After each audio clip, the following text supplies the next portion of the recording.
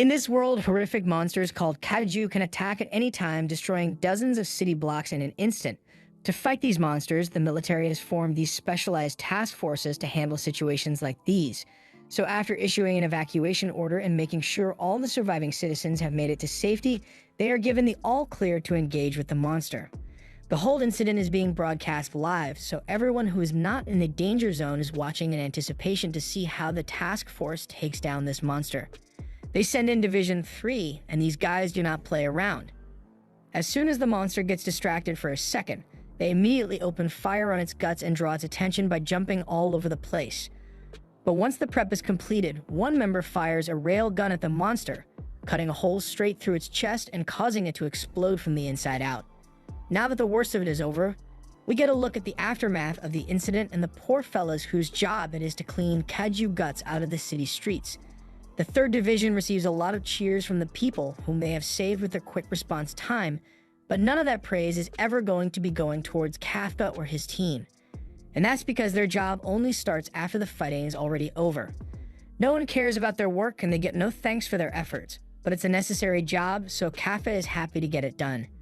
As he is hacking away at the kaiju meat, a drone comes over to him saying the research department wants a sample of the monster, so he puts some of it in a test tube and puts it in the drone. On the ground, a member of Kafka's team makes the mistake of hoisting up some of the guts of the monster, and despite Kafka warning him not to do it, it was already too late as he has acid sprayed on his body. It burns straight through his suit, but Kafka knows how to treat the wound since he has had something similar happen to him before, so he is sure his teammate will be fine. Kafka takes a moment to look at the workload they still got left to do, and he has no idea how they expect him to be able to completely remove this thing in less than a week. The team manager comes up to Kafka and tells him he is being transferred to clear another section of the monster, but it's the intestines, so Kafka wants nothing to do with it. Yet he gets dragged away anyway.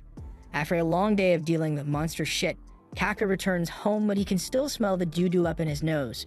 He grabs a tissue to try to get rid of the smell, and he then notices a news report about the Kaiju incident and the captain of the 3rd Division who took it down. Mina Ashiro. Not only did she manage to become the captain of her division in a relatively short time, but she is also credited with taking down hundreds of kaiju. It seems like Kafka has known Mira since childhood as they made a promise to get rid of all kaiju together, but with how things have turned out, Kafka is left wondering how he ended up on the sidelines like this.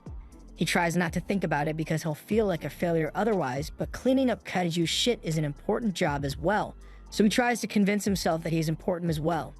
The next day, Kafka heads into work in a bad mood, and once he gets there, he is called over by one of his co-workers who wants to introduce him to the new part-time worker. His name is Ichikawa, and he says he is determined to join the defense force one day, but the others laugh at him and say Kafka had the same dream years ago, but he eventually gave up on all that and settled into his role of clearing out kaiju parts. He is saying all this to praise Kafka, but it's just delivering bonus damage to his already fragile sense of pride. Ichikawa asks him why he chose to give up on his dream, but Kafka doesn't really have an answer for him. He just realized that his abilities were limited, so he couldn't bring himself to continue trying when he didn't have confidence in himself. Even though he knows it's a sad way to look at things, he tries to laugh it off and says Ichikawa will understand when he gets older, but Ichikawa refuses to accept Kafka's depressing way of life. When they are getting assigned their work positions for the day, Ichikawa gets assigned to the intestines, so Kafka starts doing a victory dance as payback for making him feel like a failure this morning. But then Kafka also gets assigned to the intestines again, meaning another long and disgusting day of handling kaiju shit. By the time it's their lunch break, Ichikawa is completely wiped out by the stench he had to endure, and the same goes for Kafka as well. He looks over and notices that Ichikawa only brought one bento box for lunch today. While it's understandable that he wouldn't have much of an appetite after what he went through, he still needs to get proper nutrition, so Kafka tosses him a vitamin packet, otherwise he won't be able to last through the rest of the day. Ichikawa initially wants to refuse it, but Kafka insists he take it, as well as these nose plugs which he says will make the intestine work at least somewhat bearable. Ichikawa is still being stubborn about listening to Kafka, so he stops asking and forcefully shoves them up his nose. Afterwards, they continue their kaiju cleaning till the end of the day. Once they can finally start packing up for the day, the others head out first while Kafka goes over the checklist of things they've done today, and he's glad the intestines are finally done, so he won't be needing to do that horrible work anymore. As he is still looking over the things they've done, Ichikawa approaches him from behind, so Kafka jokingly asks if he's coming back for revenge after he had nose plugs shoved up his nose. But on the contrary, Ichikawa is actually really grateful for what Kafka did to help him. It was thanks to his kindness that Ichikawa was able to make it through a whole day on the intestines, so he wants to show his appreciation. That's all he had to say, but as he is walking away, he turns back and tells Kafka that the age limit on recruiting for the Defense Force was raised to 33 due to the declining birth rates, so Kafka is within the eligibility criteria now. Ichikawa knows he has no right to question the life choices of others, but he could tell that when Kafka talked about giving up on his dream of joining the Defense Force, he looked sad. With that being said, Ichikawa doesn't care what Kafka decides to do, so he can choose to ignore what he just told him and continue his life as he normally would. Kafka thanks Ichikawa for looking out for him even though they only met today, but as Ichikawa turns around to respond, this fricker pops out of the ground and is about to chomp down on him. However, before we can lose Ichikawa to the monster, Kafka somehow manages to close the distance in half a second and push him out of the way. Ichikawa is surprised by the feat Kafka was able to just pull off, but they aren't out of the woods yet since the monster attacks again and Kafka is forced to kick him out of the way. He yells at Ichikawa to run away from here as fast as possible so he can call the defense courts to come handle this, but Ichikawa doesn't want to leave him behind to handle a monster like this on his own. Kafka doesn't think he has what it takes to take the monster down by himself, but he also knows Ichikawa being here isn't going to help at all. He's still young and has his dream of joining the defense corps, so he can't let himself be killed here like this. Ichikawa doesn't like it, but he has no other choice but to leave Kafka behind, so he starts running off and Kafka draws the kaiju's attention in the other direction. It begins chasing him and Kafka is running for his life, and he's moving really well for someone who gave up on his dreams. He finds a doorway into a building and thinks he can use it to escape the kaiju, so he runs inside while the kaiju gets stuck at the door, allowing him to create some much-needed distance and jump through a window to get out of there. This leads him to have a flashback of his younger days right after his hometown got destroyed by a kaiju attack. Both his and Mina's homes and school were destroyed, and what had him the most upset at the time was that he lost his holographic Charizard Pokemon card in the chaos. Mina was upset that her favorite cat ended up dying. They both decided that they wanted to become Defense Force officers, so Kafka made it a competition to see who could become the coolest officer between the two of them, and then they'll eliminate kaiju together. Back to the present, Kafka lands on the ground and continues running after he gets up from the ground. He doesn't know how he let things get so off track after he made that promise with Mina, but he's got to survive this kaiju first before he can think about that. He can't outrun it any longer, so he picks up a pipe and prepares to take a stand. But despite knowing that he needs to target its legs first, Kafka is frozen in fear and gets knocked out by the kaiju. He then has his leg crushed by the monster's hand, and with him now unable to move, it lowers its head so it can eat him whole. However, before Kafka is killed, Ichikawa shows back up and knocks the monster's jaw away. Kafka yells at him for putting himself in danger like this, but Ichikawa says he already notified the Defense Force. However, that doesn't mean he is just going to abandon a friend in trouble, especially one that is badly injured. If he did something like that, then he wouldn't have the right to ever call himself a Defense Force officer. Kafka realizes that he has always failed to protect the things around him. Even now, he is failing to protect his junior who's about to get squished. Just then, the tiger comes out of nowhere and tackles the kaiju's hand before several blasts are sent towards the monster, carving it up before a final blast blows out its back. This was the work of Mina and her squad, but she doesn't spare a second for Kafka as she hands his care over to some of her subordinates and heads off to go clear the area of any remaining monsters. Later, Kafka is in the hospital and thinking about how amazing Mina is and how she's gotten to a level where he can't reach her anymore, but he gets startled when Ichikawa, who is in the next bed, starts talking to him. He thanks him because if he hadn't saved him when the monster first arrived, or hadn't gotten Ichikawa to run and inform the Defense Force, then he would have certainly died in that battle. So as far as Ichikawa is concerned, Kafka is really cool. He really thinks he would make a great Defense Force officer, but that's still his own choice to make. Hearing this from Ichikawa, that helps Kafka make up his mind to try to join the Defense Force once more, but then he notices this freaky thing just flying over his head, and before he can even yell, has already forced its way down into his throat. He begins squirming in pain, but by the time Ichikawa is able to check on him, he has already turned into a kaiju monster. They are both dumbfounded to find that Kafka's appearance has changed, but Kafka tells Ichikawa to calm down since he is still the same person on the inside. However, this old man doesn't seem to care and immediately calls the defense force to have Kafka eliminated. Elsewhere, Mina is having a flashback to the days when she and Kafka would spend time working on their kaiju slaying tactics. She found it really scary to have to fight something that would be several times her own size, but Kafka reassured her that he would always be by her side to help her through it. However, that was a freaking lie. She gets out of the bathtub and answers a call about the kaiju incident report at the hospital, and she says she will be there to handle the situation shortly. After getting ready, Mina addresses her team and informs them of the situation. A kaiju has been spotted in the hospital, so it's their job to make sure it is taken down without causing harm to the people. Meanwhile, in the hospital, Kafka and Ichikawa are still freaking out. They try to show the old man that this is all just one big misunderstanding by making Kafka look as non-threatening as possible, but that's pretty hard to do when he's got a face that looks like that. The old man dies of a heart attack shortly after, and as Kafka goes to try and check up on him, he puts his hand on the wall and completely shatters it without meaning to. He can't believe this is happening to him, but the commotion has attracted the attention of several hospital patients, so since the defense force is probably already in their way, Ichikawa suggests that Kafka leaves. He agrees that him being here would only cause problems for the people, but as he goes to try and open the window, he forgot about his inhuman strength and caused more property damage again.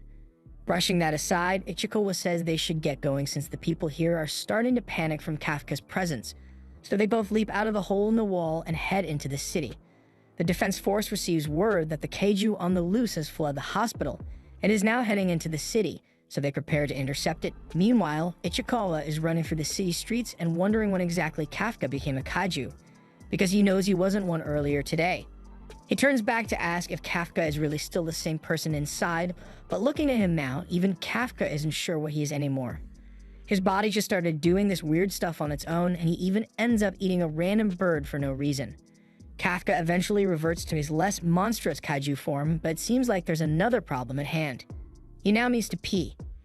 Ichikawa tells him to just hold it in since they don't have time for a potty break, but Kafka says the body probably isn't going to listen and she'll end up just peeing on the road. But with that said, he's got no balls right now, so Ichikawa doesn't know how he intends to pee in the first place. Then this happens. Kafka collapses on the ground out of embarrassment and wishes to erase that moment from his memory, but Ichikawa reminds him that they still got to keep moving before the defense force gets here. Speaking of which, Kafka asks if he can still join the defense force like this, but that's going to be strictly impossible since he is the very thing that the defense force is trained to kill. He'd be obliterated on sight if they found him. It's a cruel fact for Kafka because even though he finally found the motivation to try again and join the defense force, he is now permanently locked out of that skill tree because of his body. Ichikawa doesn't have any way to console him, but he finds a good place for Kafka to hide for now. But before they leave the area, Kafka's attention gets drawn by something behind them and he can tell it's not good. Ichikawa asks if it's the defense force, but it's much, much worse than that. It's an actual kaiju. The defense force received the news of the second kaiju attack that's happening, so they split up so they can gain control of both situations. Back in town, Kafka is somehow able to tell if the new kaiju is the same kind that attacked both him and Ichikawa that evening, so Ichikawa thinks this is the perfect opportunity for them to escape since this will divide the defense force's numbers. Since Kafka's presence already made people evacuate the area, there's a good chance that no one will die from this attack. They should just leave it up to the defense force to handle. Kafka reluctantly agrees and turns to start leaving. Meanwhile, a little girl is currently being traumatized since her family did not evacuate and her mother had been pinned under a dresser in all the chaos. The girl's mother urges her to leave before she gets herself killed, but the little girl insists on trying to save her mother. Unfortunately, all this gets her is another dose of nightmare fuel as the kaiju is closed in on them and busts into the room to eat. It opens its mouth wide to take a bite out of the little girl, but at the last second, the girl is saved by an elbow strike from Kafka. The strike sends the kaiju flying several blocks away, and Kafka is left amazed by how strong his new body is. But then he remembers that there are people in trouble, so he turns to the girl and asks if she's okay. The girl is obviously frightened by him, and Kafka's creepy smile isn't helping his case. But when Ichikawa arrives, the girl calms down as they finally free her mother. The mother is unconscious, but Ichikawa assures the girl that her mother is going to be fine once they get her to safety. The Keiju returns, so Kafka tells Ichikawa to get the girl and woman out of here as soon as possible while he stays behind because he wants to pick this kaiju as hard as he can. Ichikawa sees the lightning coming from Kafka and immediately realizes that he wants no part in what's about to happen. So he hurriedly leaves while Kafka lines up for the most powerful uppercut he has ever given. The kaiju is hit with such force that it is sent flying, and soon after it explodes from the inside out, covering everything around it in kaiju guts. Kafka is left stunned because he really just took out a giant kaiju in one punch. But no matter how cool he may look after his victory, to normal people, he is still just a terrifying kaiju. He approaches the girl and tells her the defense force is going to be here soon to help her and she doesn't have to be scared anymore since he'll leave now. But as he is walking away, the girl overcomes her fear of him enough to call out and thank him for saving her and her mother. After hearing those magical words, Kafka is sent into a flashback of the time he spent with Mina trying to become a member of the defense force. And even with his current predicament, maybe there's still hope for his dream. Ichikawa calls out to Kafka and tells him that he has called for an ambulance, so they should leave before anyone gets here. Kafka turns to him after giving it some thought and declares that he isn't going to give up on his dream of joining the defense force because he promised to stand by Mina's side. A while later, Mina arrives at the incident site, but the whole team is shocked to find that the kaiju has already been defeated. She approaches the little girl and asks to find out what happened here. But when the girl attempts to retell the story, she nearly starts crying from all the trauma. Mina assures the girl that she doesn't need to be scared because she, as well as the entire defense force, are going to wipe all the kaiju off the face of the earth. The girl is happy to hear this at first, but then she thinks about it for a second and asks Mina to promise not to hurt the good kaiju guy. She says the good kaiju is the one who saved her mother and killed the other kaiju, but Mina is still shocked by the words good and kaiju being used in the same sentence. On the morning news, a portrait of Kafka's kaiju form is created from eyewitness reports, and it is dubbed Kaiju number 8. It is the 8th kaiju to ever receive a code name, since the defense force is yet to track it down. The cleanup crew wonders why the defense force hasn't found it yet, and as they talk amongst themselves, Ichikawa walks into the room and sheds a little light on what has transpired thus far. It has been 3 months since Kafka became the first kaiju to successfully escape from the defense force, so officers are dumping a lot of the defense budget into tracking him down. The shift lead tells Ichikawa that something came in the mail for both him and Kafka, so since Kafka already went out early to begin working, he wants Ichikawa to take his to him. The other guys already know what the mail is about, as Kafka used to apply to the defense force every single year, and every year he'd be rejected, so the team would have to cheer him up. Ichikawa takes a look at his results and is delighted to find out that he passed successfully, so he heads off to go give Kafka his results as well. As he was leaving, he stopped for a moment and took a look at Kafka's results himself just to be sure he wasn't going to hand a letter of disappointment to him. But after looking at it, he happily continued running. It looks like Kafka managed to pass the test this time around, and all the guys are happy for him since they know how badly he wanted it. Ichikawa makes it to Kafka and tells him that he actually passed the first round of the exams this time, but as Kafka turns around from eating his lunch, Ichikawa sees that he is letting his kaiju form show. Kafka hadn't realized he was in kaiju form and could have really exposed himself if it was anyone other than Ichikawa just now. So he tries to make himself go back to normal, but accidentally leaves his mouth unchanged. Ichikawa gives him an earful about how dangerous it would be for him to get spotted since there are still new stories about him. Both of them had managed to avoid suspicion by claiming they had run away after the kaiju attacked, but while they fooled everyone back then, if Kafka keeps acting like this, he's going to get exposed sooner or later. Ichikawa hands his results over to him. But while Kafka is still happy, he isn't nearly as happy as Ichikawa thought he would be. This is mainly because Kafka only ever failed at the second stage of the test, so the hard part is yet to come for him. While they are on that topic, Ichikawa asks if Kafka really intends to take the exam with his body the way it is. The first exam was easy enough to take since it was just a written test, but the second one is going to have officers all over the place, and they killed him on sight if they found out about his body. Even with the risk, Kafka is still determined to take the exam. Over the past 3 months, he has been trying to find a way to turn back into a human completely, but he hasn't had any luck yet. However, with the age limit, this is his last chance to actually apply, so he has to take a chance. Ichikawa understands his determination, but he makes it clear that if something happens to Kafka, then he's on his own because if they are taking this test together, it's going to be as rivals. Kafka reaches down to grab his water bottle, but when he has a little trouble opening the cap, he accidentally transforms into his kaiju form and breaks the bottle.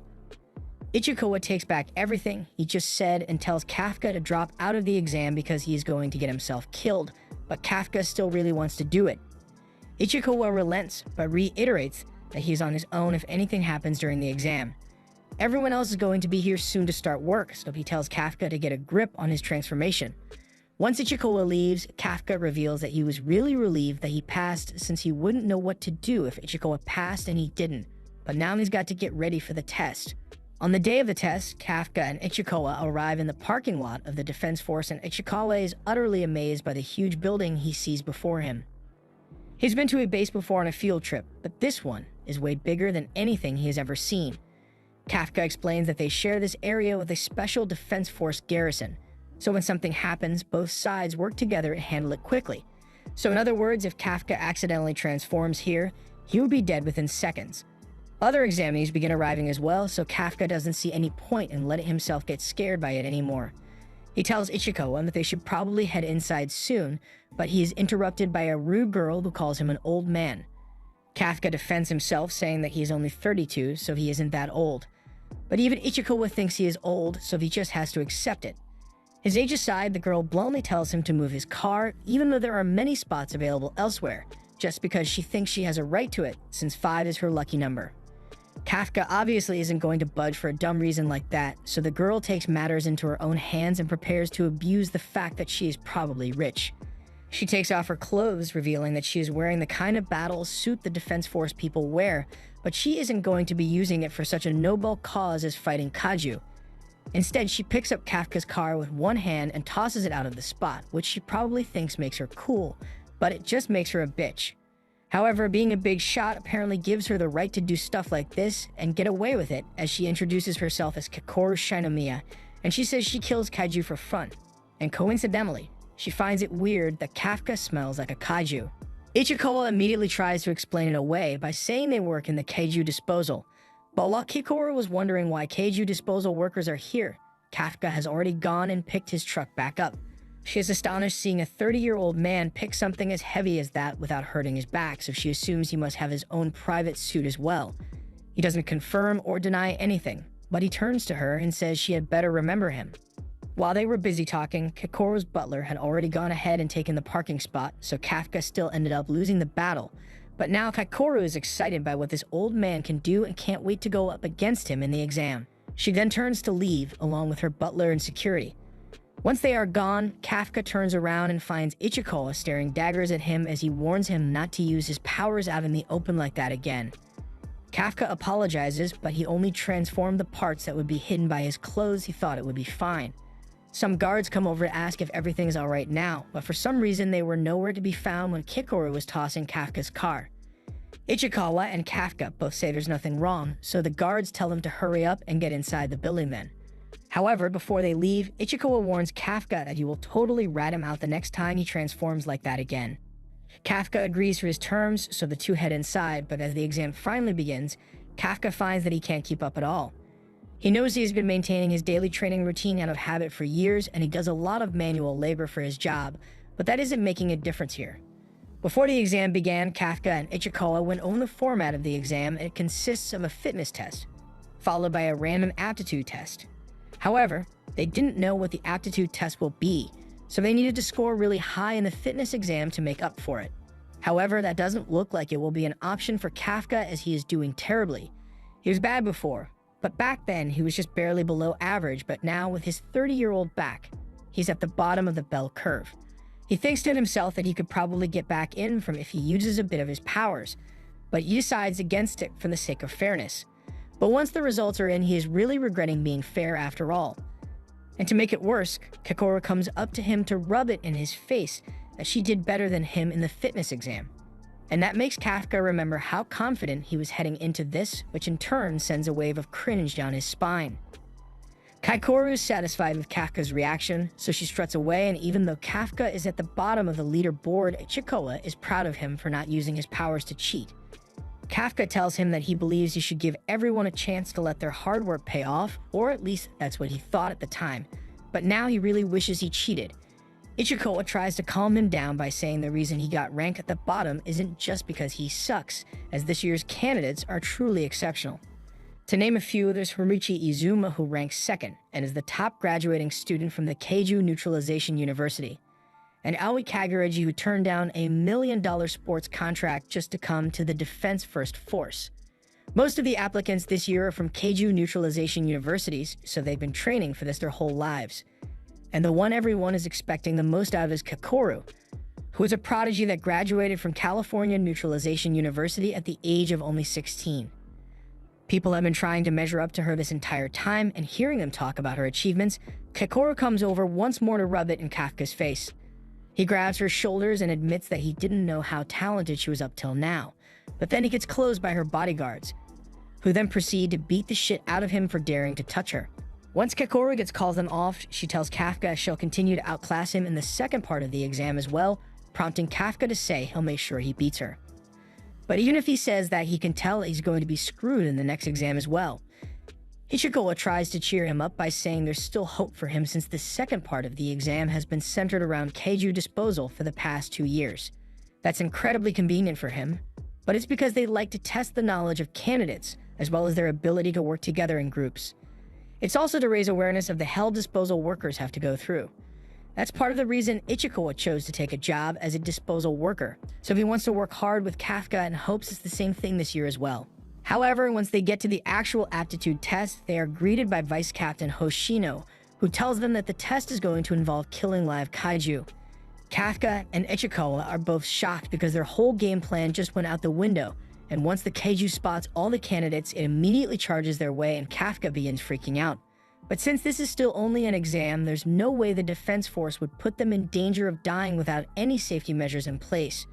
Metal bars stop the kaiju from getting through, and soldiers are posted to immediately kill them if anything goes wrong. All the candidates seem pretty calm about it, except for Kafka, who fell over in fear of the kaiju, much to Kakoru's amusement.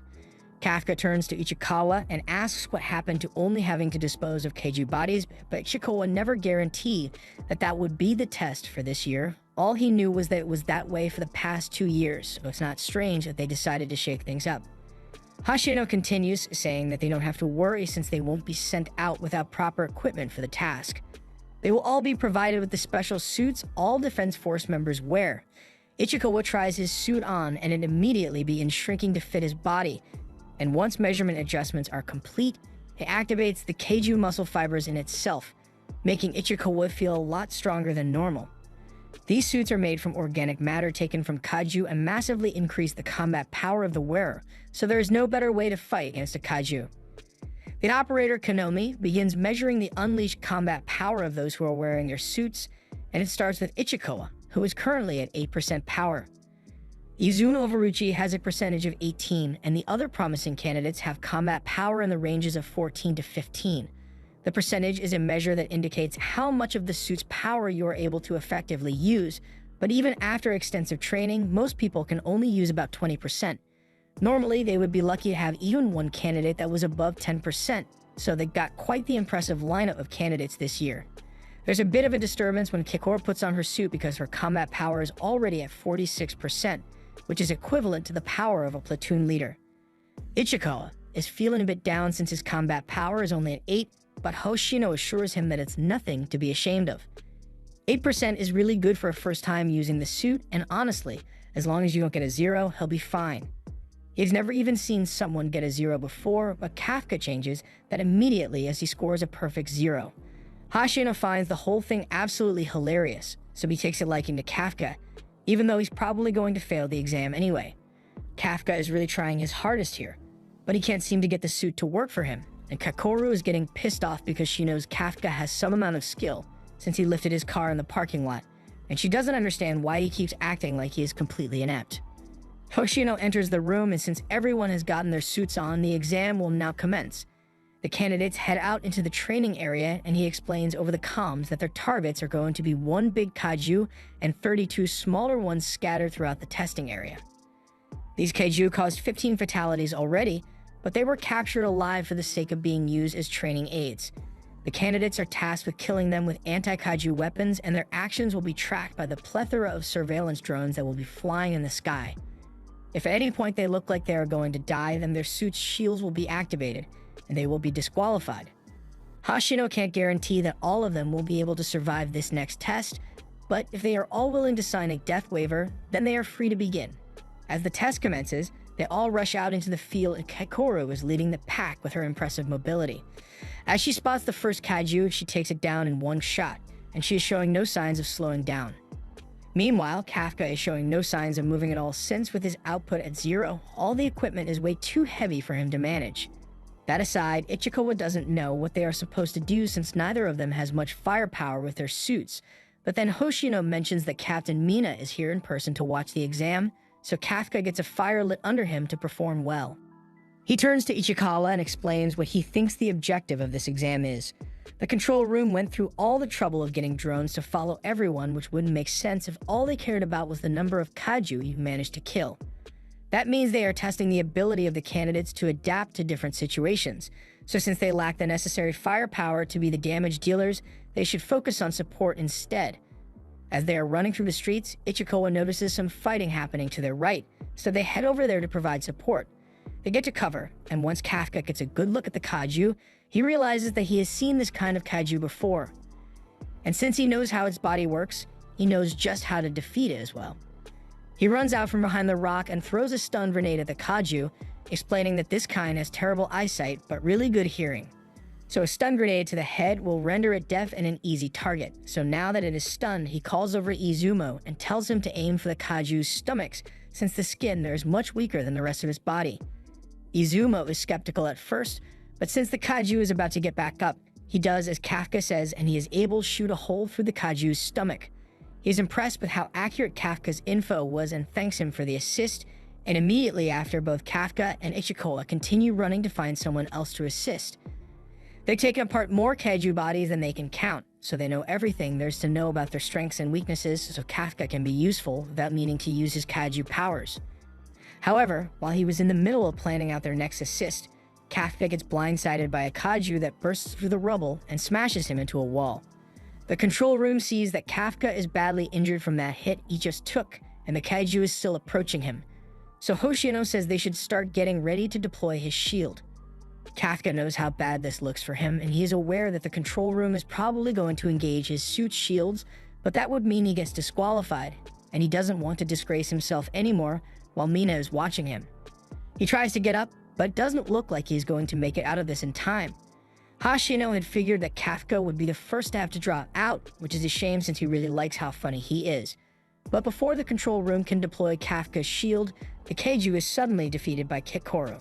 She stands over Kafka and says he doesn't get to quit as long as she is still on the battlefield, and Kafka was almost grateful to her, until she mocks him and says he should just stay here and keep being useless while she finishes off the rest of the kaiju. The other candidates don't want to let her steal all the glory, but the fact of the matter is that she is just better than everyone else, so there's no way they'll be able to keep up with her. Kafka wants to get back in the fight as well, but he realizes that his leg is completely broken, so he can't stand up at all. He gets connected by Hoshino and is informed that the suit has picked up that Kafka is badly injured and possibly bad internal organ damage, so Kafka has to make a choice whether to give up or not. He still has the will to continue, but then he remembers that he has the lowest amount of talent of any of the candidates, so he will never be able to stand by Mina's side because he isn't good enough for that. Hoshino suggests that Kafka drop out of the exam for his own safety, but even if he knows he isn't cut out for this and people think he looks stupid for trying so hard, the choice to keep going is his own to make, and he isn't going to give up anymore. This was the end of episode 3. Thanks for watching. Subscribe to not miss the next part.